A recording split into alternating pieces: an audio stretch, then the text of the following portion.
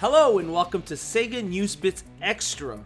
I'm your host George, and with me is Barry. Hello. And today we're going to be talking SEGA news that we missed doing SEGA News Bits, and we haven't done one in a while. And yes, we are working on that, and we are also working on SEGA Talk episodes for the 3 listeners out there. But the first story we're going to be talking about in this episode of SEGA News Bits Extra is SEGA trademarking 2 names, Humankind and Romance. 7-colored adventure story. It was in Japanese, obviously, but these are trademarked for Japan. We don't know much about it. We don't know what the logos look like. We don't know what they're for. It could be mobile game, pachinko machines, or even console games. Romance, to me, sounds like an arcade game, right? Humankind, according to the story, they said that it was supposed to come out. It's supposed to be announced at the Video Game Awards. This Take-Two game called Ancestors, the Humankind Odyssey. And if you guys don't know, Sega and Take-Two have a pretty good relationship. When their games come out, Sega helps promote them in Japan. So some people are thinking that maybe Humankind is going to be the name of the game for Japan, and Sega's already helping them get trademarks and stuff going over there. And it kind of would make sense considering that Humankind, the name, doesn't mean anything in Japan. It's just like a word. So I guess you could trademark that over there, but not in America. And then there's also Romance, 7-colored story. A lot of people, I put that it could be like a Love and Berry game. I don't know if you guys know that arcade game, but it's like a basically collecting game for little girls. I don't know why I think it's a little girl, because it says colored adventure, right? What do you think these could be? Well, Romance 7-colored adventure story sounds like a mobile game or in one of those arcade games that we're never going to get over here. Well, Humankind, I don't think it's a coincidence that Take-Two game has Humankind in the title. Humankind does not sound like a Sega title, as weird as that sounds. Like, it's either like previously known IPs with them, or very bizarre names like Romance 7-colored, you know.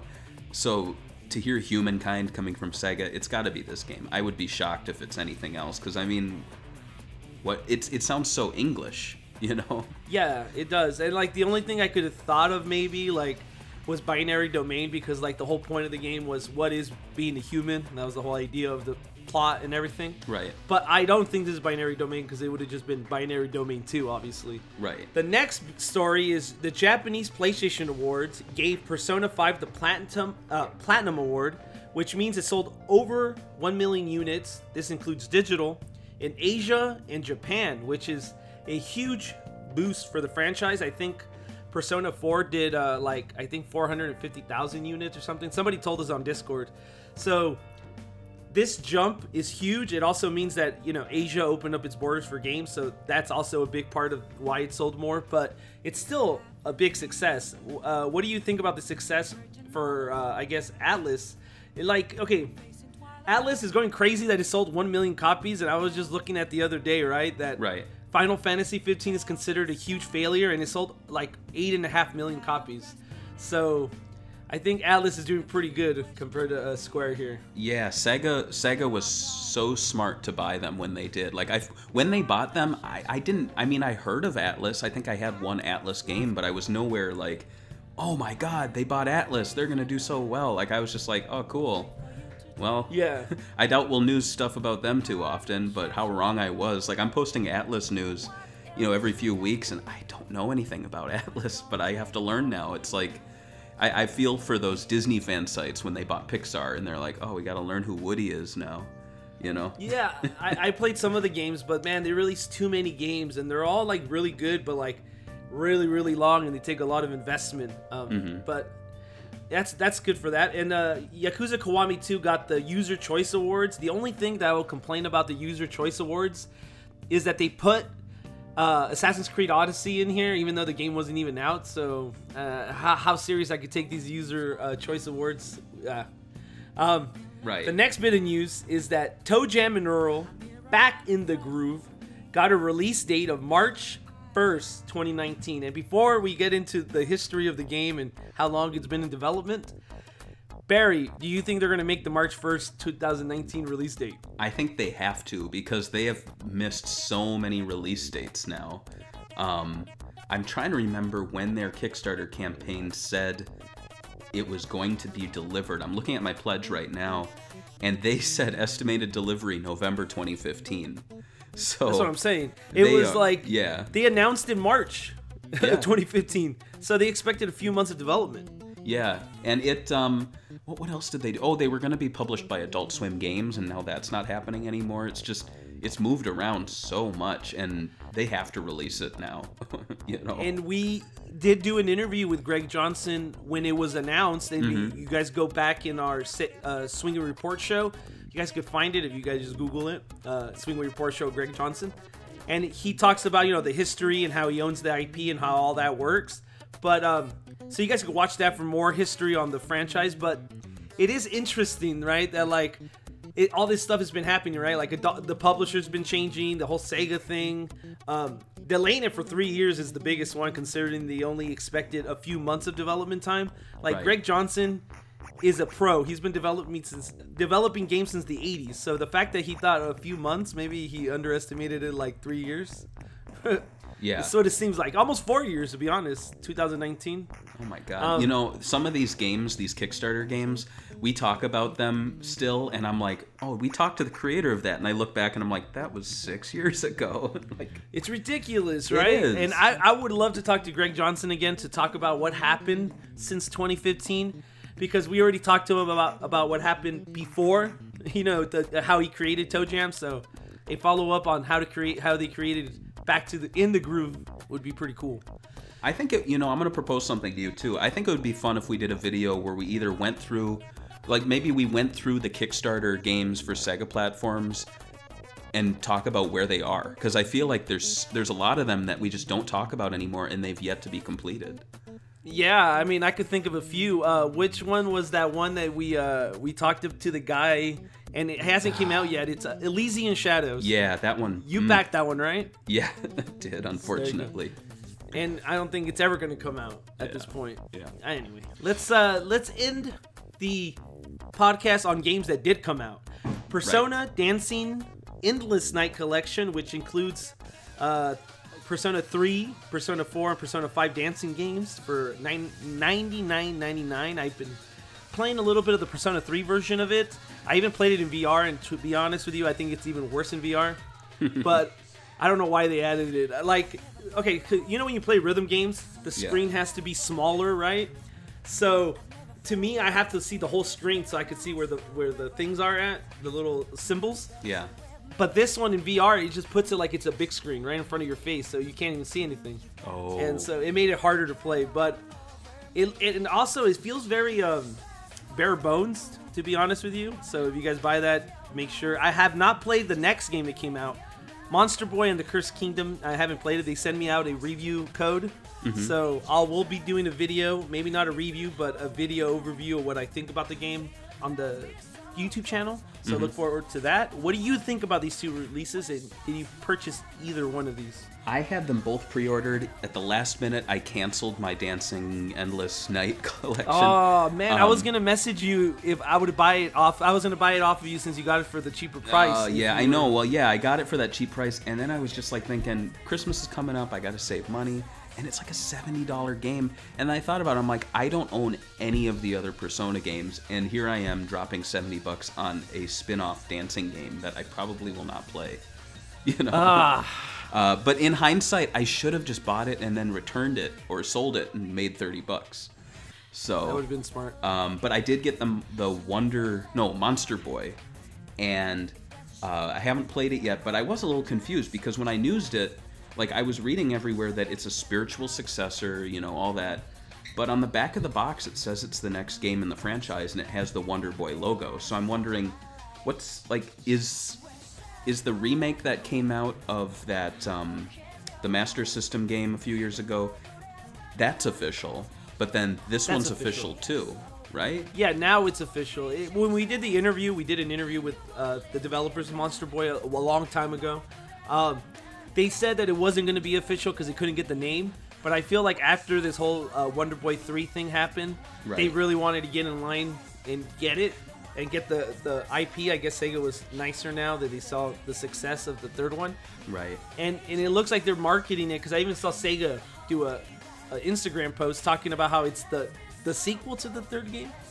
So, or mentioning some, or alluding to it. Mm-hmm. So I guess that's what they're doing now. I don't know. Do you think they should have changed the name to just Wonder Boy at this point? I think they should have. That would have been smart. I mean, why not? It's the 30th anniversary, I think. So play off on it and just change the name. Monster Boy is nothing. It's either Wonder Boy or Monster Land or Monster World. It's so confusing. All right, guys. So that's this episode. Oh no, I was gonna tell them we were gonna end this episode by talking about a piece of news from the week that we enjoyed, right? So I'll let you go with your piece of news, and then I'll do mine in the end. A piece of news that I enjoyed? Yeah, or anything you want to talk about. Well, you don't have to enjoy it. This is just something I've been noticing online, and it is Sega related actually. So we've got that video up of the Sonic Mania reveal from the 20th anniversary party, or the 25th anniversary party. And it's one of our most popular videos, and so I don't know if you have notifications turned on for your YouTube videos. Oh, no, I don't. But I'll be like at work, and all of a sudden I'll be like, boy, this looks gay. This looks stupid. Wow, I wish I was there. And so I'll get some sometimes, and people go, no more classic Sonic, keep him away, guh. And I gotta ask, like, I don't understand this subsection of the fan base who hates classic Sonic. I find it so weird. I always just assumed there were kids. I assumed, and then I went on the Facebook group, and then I was like, oh no. It's like, can't have, it's not like classic. I guess I understand where some modern Sonic fans are coming from, where like they play Sonic Forces and they're like, cool, now I have to play classic Sonic for no freaking reason. Why is he here? And I feel like stuff like that is more an issue with Sonic Team and how they handle their games. Right. I don't think it's more of an issue with actually hating classic Sonic. Like, don't like Sonic Mania. Thank God you don't have to play it. You could just play other games, right? I guess, it's something I found really strange, and I've looked into it a lot, and it's just, it doesn't make sense to me. I guess what it is modern Sonic fans don't want classic Sonic to keep making appearances in his games, but he's only appeared twice. I think the Forces inclusion was unnecessary, I will say, and the 2D stages were poorly designed. So, and it's funny because like Sonic fans have to cannibalize each other. Like, not only are they mocked by like the general media, right? Right. They have to mock each other too. It's not enough. Right. Like, let's just get along. Yeah, I agree. Yeah. And the last bit of news, I mean, I guess I'll do my bit of news, right? Yeah. I'm actually very happy to see the PlayStation Classic Tink. Like, I know some people call me online like, old man, you hate these plug-and-play consoles, which is kind of funny because you think an old man would actually enjoy these things. Mm-hmm. But I'm kind of getting tired of like all these like plug-and-play devices that like aren't very good. Like, they feel worse than what I used to play when I was a kid. So I'm like, what's the appeal here, right? We got the at-games shit with Sega Genesis. Right. This PlayStation Classic is even worse. I don't know if you heard the news, but like they mixed ISOs. So like, okay, first of all, it's using the cheapest open source emulation they stole. Mm-hmm. The hardware's too weak to play PlayStation 1 games, so it's choppy. Like, music's choppy and like cutscenes are choppy.